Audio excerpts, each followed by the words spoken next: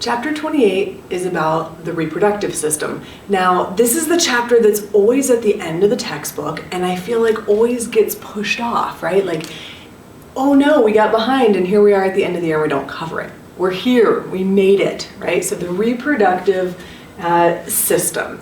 Now, we'll go through both the male and female reproductive system, but before we dive in, let's take a look at some of the things that they have in common, right? So we'll use a lot during this chapter symbols for male and female. And let's think about this. So the goal of this system in both males and females is to produce gametes. So gamete is just the fancy word for sex cell, which in males, that's going to be sperm or spermatozoa. And in females, that is going to be the ovum, right, or the egg, right, the ovum.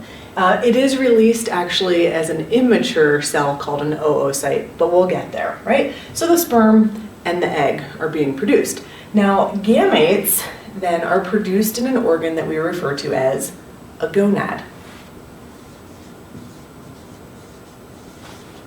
In the males, that organ are the testes. Testis is singular, if you're only talking about one, testes for the pair. And in the female, this is going to be the ovary.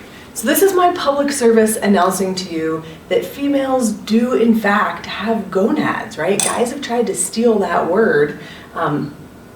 Everybody, right, has gonads. Well, you know what I mean. Gamete, gonads, and then another important part of this system are the hormones that are produced by the gonad, right? So the testes produce testosterone, and the ovary produces estrogen